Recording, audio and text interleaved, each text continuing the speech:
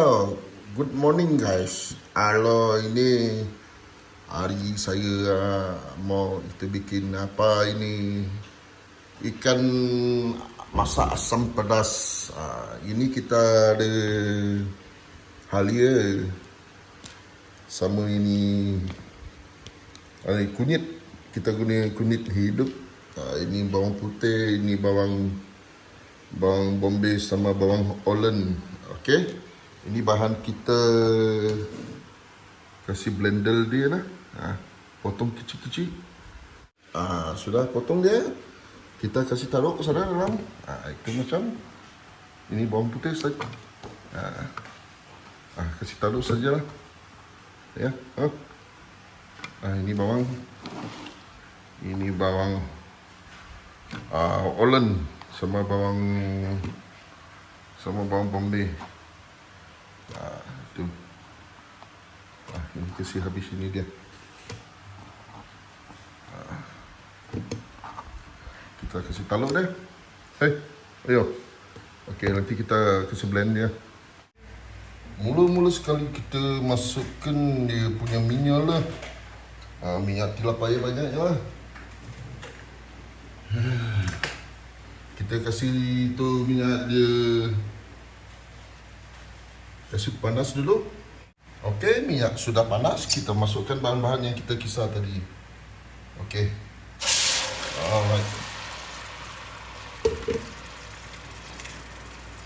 Kita masukkan. Okey, seterusnya kita masukkan punya apa ni? Bunga kantan lah. Bunga kantan. Sama bawang lah. Ini bawang belen-belen kasih masuk sekejap. Tu macam.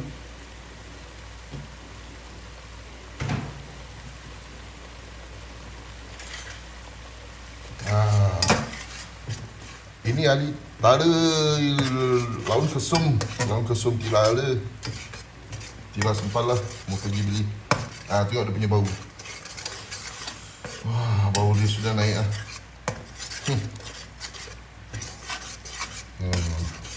Dia punya aroma tuyul. Tulang naik. Dekat sini kita masukkan belacan. Kepada yang allergic belacan, tak nak makan belacan, tak suka makan belacan, tak payah. Tak apa, tak perlu. Kalau allergic, nak makan belacan, tak payah masak, tak payah letak belacan.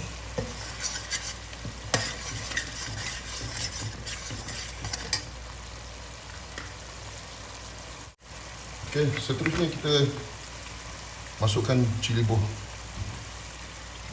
Cili buah.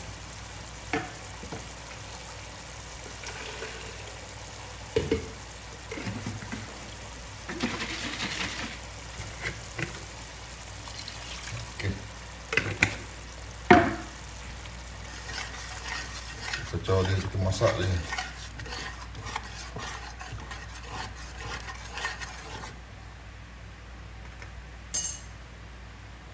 Seterusnya kita masukkan asam jawa. Ni tak ada perah-perah dia punya air lah. Kita masukkan biji-biji. Okey. Kalau nak kita asingkan dia dengan biji boleh, lagi bagus. Tapi ni request nak cepat.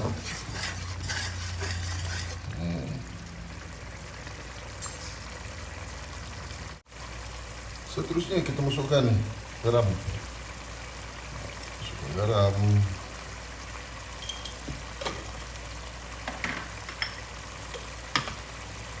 Kita masukkan Ajinomoto MSG .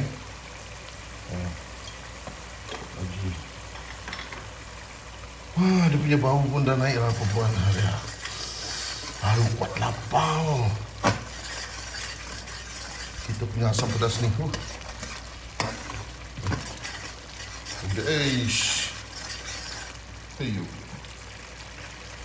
Tengok color pun tahulah. Tengok dia punya color. Okey, seterusnya kita masukkan kita punya ikan goreng.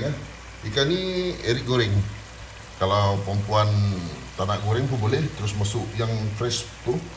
Tapi ni Eric pakai ikan goreng. Ikan goreng. Okay. Ni kita tak payah kacau dia sangat. Kita hancur. Okay. Kita masukkan air. Kita masukkan air. Tak perlu banyak lah. Kita paras. Itu je.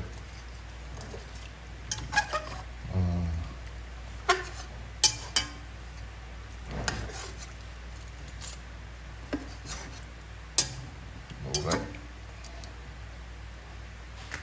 Sebentar kita tunggu goreng ni.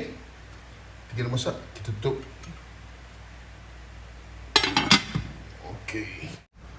Okey. Akhir sekali kita masukkan kita punya brandy. Tu dia. Biarkan brandy ni masak dengan sendiri. Okey. Kita masukkan brandy.